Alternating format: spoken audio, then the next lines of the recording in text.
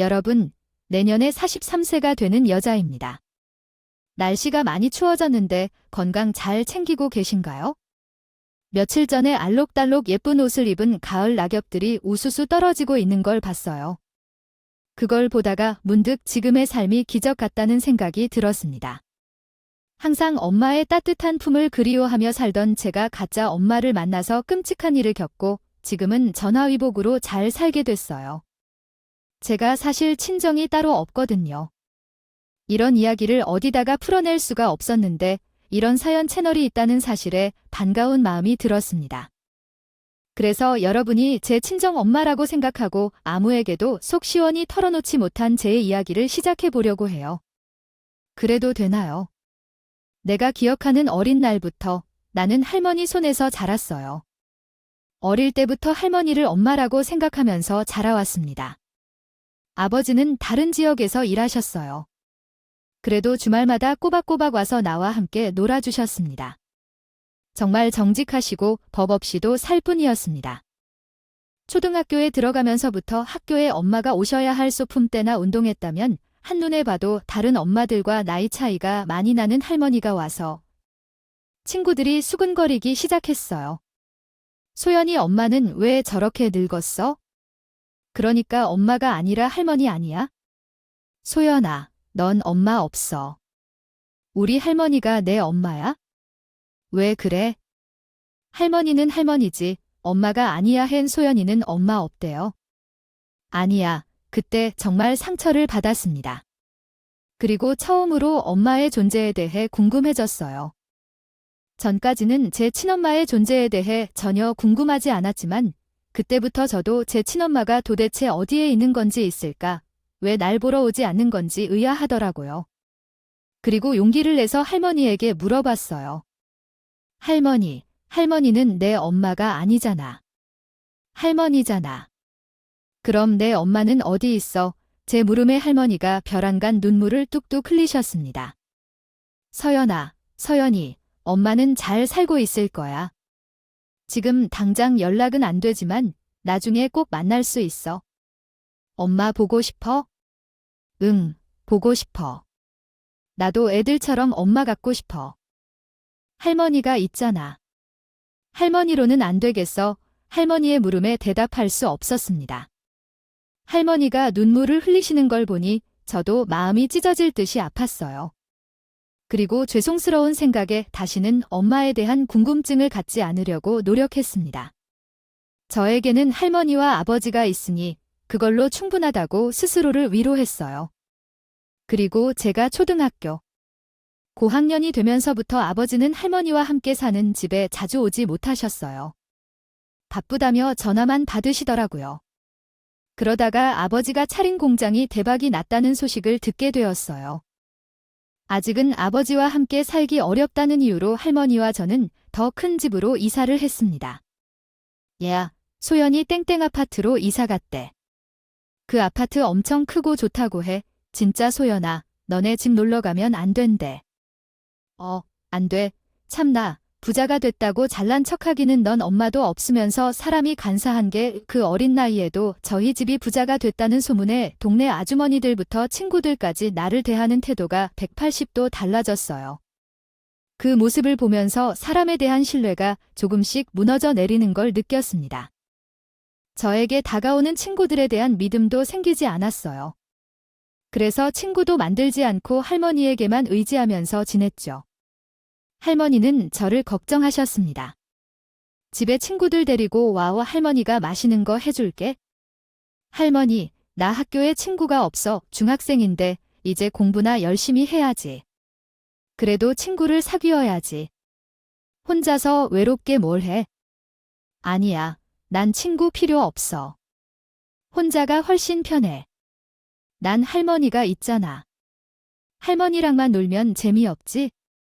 아휴, 걱정이네. 우리 손녀 학교에 가면 외롭기는 했어요. 같은 반. 친구들은 저를 따돌리기 시작했어요. 어느 날 저를 골목에 붙들어 놓고 삥을 들었어요. 그 친구가 너 진짜 재수 없는 거 알지? 라며 쌍욕을 하고 손을 들어 때리려 했어요.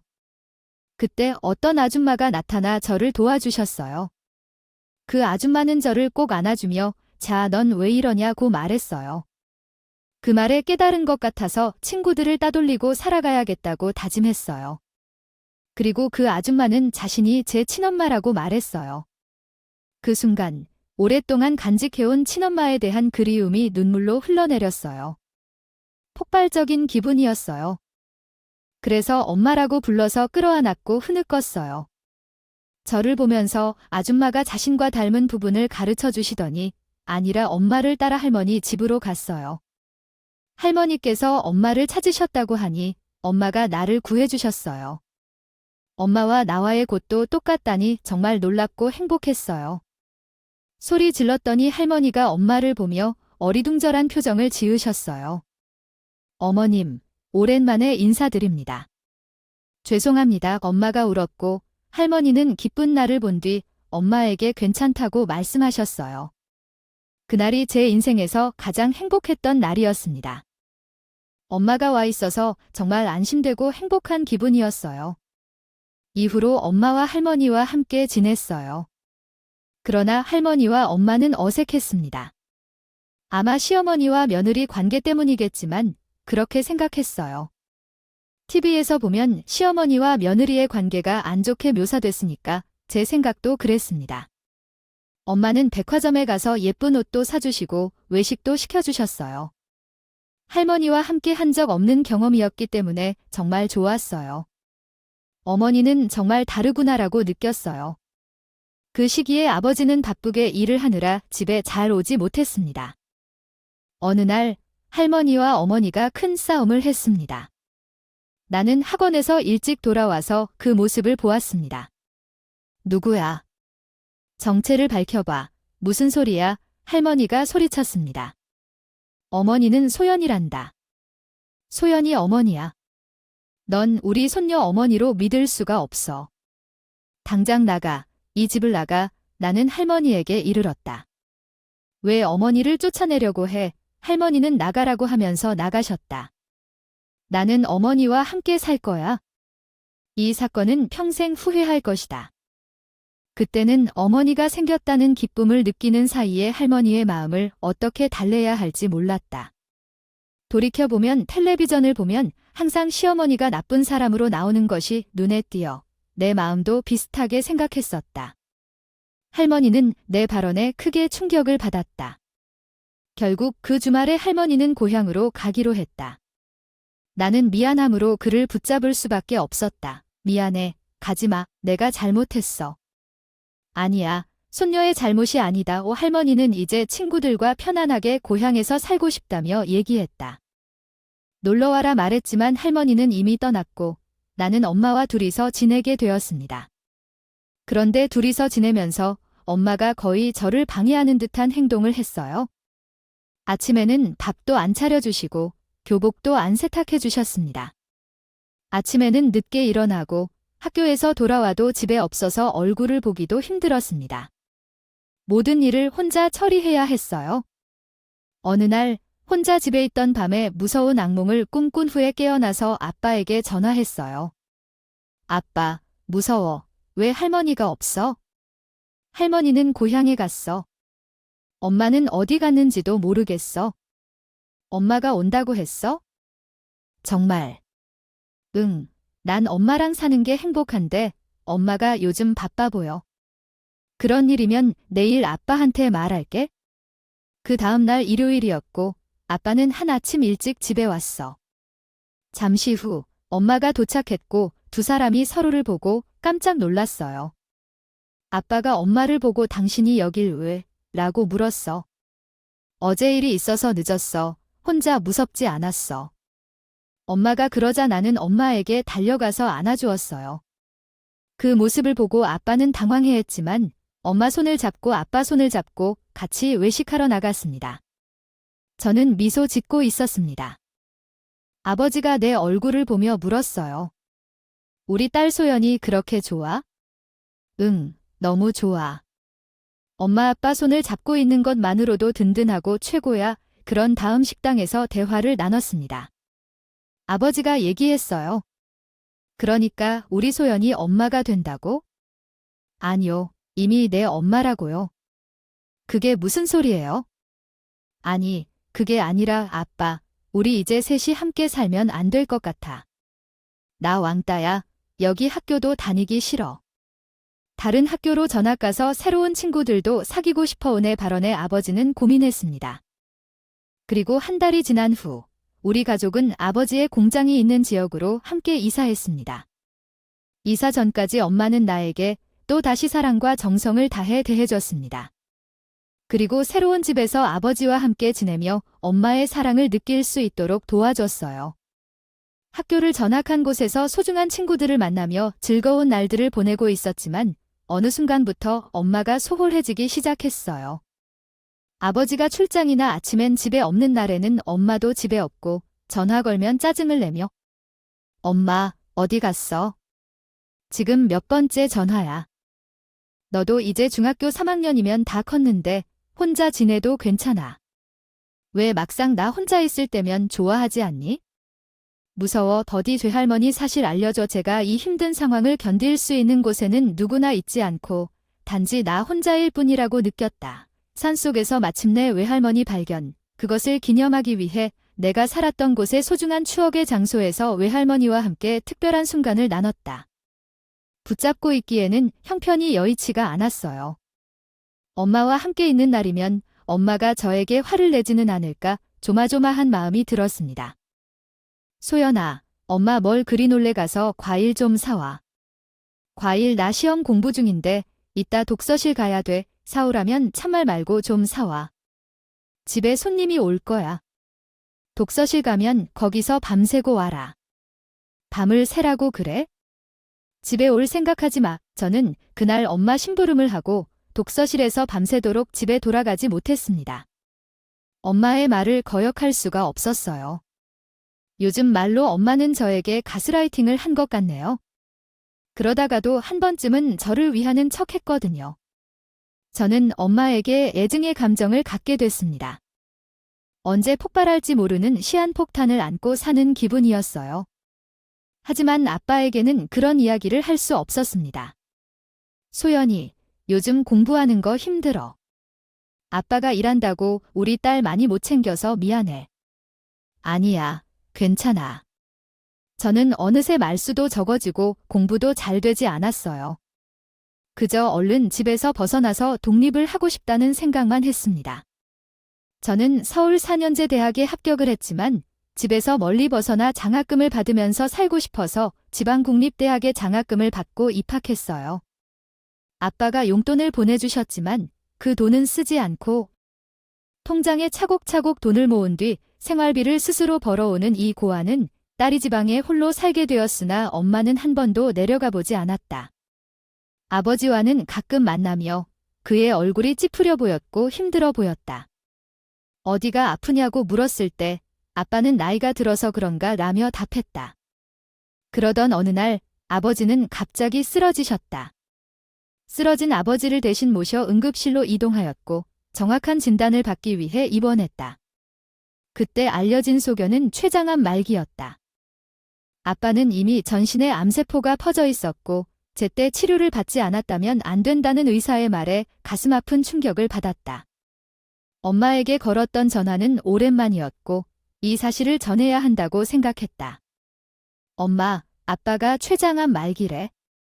제대로 여기 남은 걸 볼 수 없어.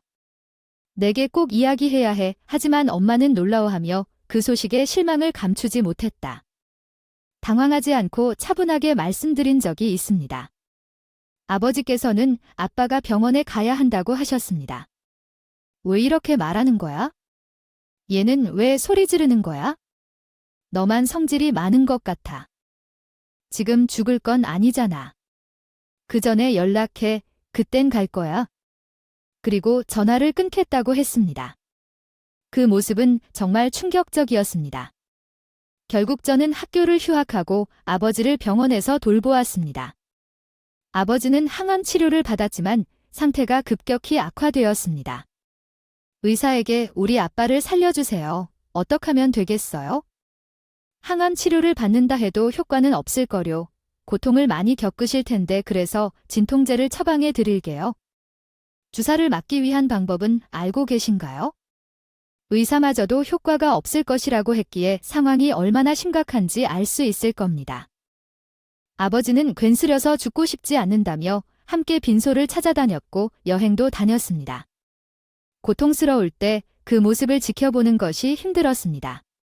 소연아, 아빠를 위해 진통제 좀 줘줘. 왜 아프다고 죽을 거야? 아빠 기다려. 좀 기다려.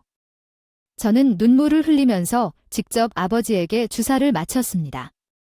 잠시 안정되는 것 같았지만 몇 시간 후에 다시 몸부림쳤습니다. 결과적으로 우리 아빠는 해당 치료를 받기로 결정했습니다. 입원하고 나서 한 발자국도 못 떼었어요. 하지만 기도해도 3달 만에 아버지가 의식을 잃고 중환자실로 옮겨졌어요. 엄마한테 연락해야 할지 말아야 할지 고민했지만 마음의 준비를 해야겠다는 생각에 전화를 걸었고 아버지의 위중함을 알렸어요. 엄마는 왜 그런 말을 하는지 이해가 안 돼 아버지가 빨리 나아졌으면 하는 마음에 내려가기로 했고 엄마는 눈물을 흘리지 않고 참았어요. 아버지는 일어나지도 못하는 상황에서 내 손을 잡으며 세면도구를 사오라고 부탁했어요. 엄마의 편의를 위해 옷가게에 가서 옷과 세면도구를 살 준비를 했고 병원에 도착했어요. 하지만 아버지의 상태가 심각해 보여요. 상황이 되어 있었습니다. 의사와 간호사들이 분주하게 움직이고 있었고 나를 보더니 마지막 인사를 드리라고 말씀하셨어요. 1시간 전부터 호흡이 불규칙해서 심폐소생술을 한 차례 했지만 깨어나실 것 같지 않아 보였어요. 아버지에게 마지막으로 인사를 드렸습니다. 아빠, 딸로 살아서 행복했어요. 좋은 곳에 가서 기다리시고 계세요? 나중에 만나요. 사랑해요. 옆에서 엄마는 우러러 앉을 정도로 울면서 저를 지켜보고 있었지만 눈물이 한 방울도 나오지 않았다고 해요. 그날 밤 아버지는 떠나셨어요. 장례식을 치르면서 2번이나 소중한 사람을 잃은 아픔을 겪었고 살아있는 제 아버지를 잃어 슬퍼서 죽고 싶은 생각까지 했어요. 남은 가족인 엄마는 우러러 앉아 아무 말도 없이 있었고 이해할 수 없게 웃음을 짓고 이야기를 즐기는 모습을 보였어요. 그때 나의 마음속엔 엄마가 의심스러울 정도의 생각이 들었답니다. 아버지의 장례식을 끝내고 할머니 곁으로 돌아간 후 제 자취방으로 돌아왔습니다. 실은 그 당시에 대학을 다니면서 5급 공무원 시험을 준비하고 있었는데 아버지의 병을 돌보느라 그 준비를 중단했습니다. 그로 인해 온몸이 상처로 뒤덮여 있었고 몇일 동안은 식사나 휴식도 취하지 못하고 뜬 눈으로 울다가 지친 나머지 기절하는 듯이 눈을 감았습니다. 그런 상태로 일주일 가까이를 보내며 내가 곧 죽을 것 같았습니다. 그때 꿈속에서 건강한 아버지가 나타나서 나에게 다가왔습니다. 소연아, 아빠가 왔어. 너도 하고 싶은 것을 해야 해. 기운 내고 살아가야 해라며 말했습니다. 건강하고 정장 차림의 아버지를 보며 그리웠던 마음에 그의 품으로 뛰어들다 깨어났습니다. 그 이후 무언가를 먹어 기운을 내야겠다는 생각에 마침내 입에 먹을 것을 넣었습니다. 그 후로 조금씩 기운을 차리고 책을 펼쳐서 다시 공부했습니다. 어느 날 책에서 재산 상속에 대한 부분을 읽게 되었는데 아버지의 재산이 어디로 갔는지 궁금해졌습니다. 엄마와는 끊기 어려운 관계에 있었지만 내가 받을 만큼은 정당하게 받아야 했습니다. 그래서 엄마에게 전화를 거는 일을 꺼리고 있어서 엄마에게 전화를 한 지 오랜만이었어요. 그런데 들리는 소리는 수상했어요. 그 번호는 없는 번호였고 전자기기가 다시 확인하라고 말했습니다. 그 소리를 듣자마자 마치 누군가 망치로 내 뒤통수를 친 것처럼 어지러웠어요. 어렸을 때는 몰랐지만 이젠 엄마의 진실을 밝혀야겠다는 생각이 들었습니다. 그 사람이 내 어머니라면 왜 중학생까지 없었던 건지 내게 왜 그러했는지 궁금했어요. 그래서 겨울 휴가 때 가족이 살았던 집으로 갔어요. 그런데 다른 사람들이 살고 있었어요. 아버지가 한때 놀러 간 적 있는 공장에 갔고 알고 있던 분께 엄마의 소식을 물어봤어요. 엄마와 어디 가셨나요? 당신의 어머니가 남자와 함께 이 공장을 넘어 서울에 사는데 당신이 지금 서울에 왔다고. 당신의 아버지의 재산으로 왜 왔어요? 엄마가 새 가정을 이루었다고요. 그 남자랑은 조금 이상해 보였습니다. 아버지가 1년이나 10년이 다 되신 분인데 같이 온 사람이 정말 수상하게 보였어요. 같이 온 사람은 눈썹이 진한 분이었어요. 너는 어떻게 하는 것이 좋을까? 아버지의 장례식장에서 함께 어깨를 나란히 하며 웃고 있는 그 아저씨는 맞는 것 같았습니다. 만약 그게 사실이라면 아버지가 떠나시기 전부터 엄마는 그 남자와 연애를 했던 것이었죠. 제 눈으로 직접 확인하기 전까지는 믿기 어려웠어요. 공장 아저씨를 통해 조사한 결과 엄마가 살고 있는 집을 찾아갔습니다. 집은 정말이지 엄청나게 큰 집이었어요. 아버지의 재산으로 이렇게 호화롭게 살고 있는 모습을 보니 마음이 아팠죠. 그런데 갑자기 뒤에서 어깨를 톡톡 때리며 뒤돌아보라고 하는 손길이 있었어요. 그 손길은 엄마의 것이었죠. 어떻게 여기를 알고 와서 왔니? 와야 된다고 해. 엄마는 우선 입장을 거부했는데 그때 중학생으로 생긴 남자아이가 달려와서 말했습니다. 엄마 뭐해? 이 누나 누구야? 그 말을 듣자 저는 크게 놀라서 돌아보았어요. 제 엄마를 보는데 저를 처음 보는데도 불구하고 그 아이는 엄마라고 불렀습니다. 저는 당황해서 집으로 들어가는데 거실에는 가족들의 포토그래프들이 달려 있었어요. 그 사진 중에는 장례식장에서 본 그 아저씨와 엄마가 달달하게 웃고 있던 사진도 있었고 아들과 딸이 함께 앉아 있는 모습도 봤습니다. 그 모습을 보니 마음이 아팠죠. 그리고 엄마가 말했습니다. 아들, 제가 작성해준 내용을 한글로 되돌려서 보여드리겠습니다. 방에 들어올래? 엄마와 언니와 얘기할 게 있어? 처음 만났을 때처럼 따뜻하게 나를 대해줬으면 좋겠어. 언제나 그랬듯이 엄마가 말했어. 이게 뭐야? 엄마가 재혼했어? 왜 얘가 내 형이야? 그러자 엄마는 웃으며 대답했다. 그렇지, 난 내 엄마가 아니야? 알고 있었어야 해. 얘가 미친 놈인 줄 알지? 내 엄마라고 그 말을 듣자 나니 정말 충격적이었다. 옛날에 죽었다더라고. 아빠랑 어릴 적에 알았던 사람이야. 내 아빠가 잘 돼서 찾아갔는데 너가 엄마로 알아주니 기뻐했나 봐. 그래서 아빠랑 상의해서 너한테 내 엄마인 척 해달래 이러고 보니까 나는 놀라고 충격을 받았어. 그럼 두 집 살림을 했다는 거야? 내가 불쌍해서 온 거였어. 그러자 엄마는 손을 내밀며 말했다. 아직은 모른다 하는데 잠깐 기다려봐. 보여줄게. 그리고 방으로 들어가서 서류를 가져와 내 앞에 놓았다. 그제서야 제가 제대로 읽었습니다. 처음에는 저한테 전 재산을 남기겠다는 내용이었습니다. 하지만 그 아줌마에게 전 재산을 상속한다는 부분이 지워진 흔적이 있었고 수상한 것을 느낄 수 있었습니다. 그녀가 말했듯이 돈은 이미 제게 왔으니까 이제 제가 살아가면서 잘 사용하면 된다고 생각했습니다.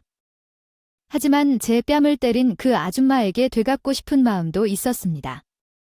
결국 아빠가 쓴 편지이기도 했으니 가져가도 된다고 말하고 무사히 집을 떠났습니다.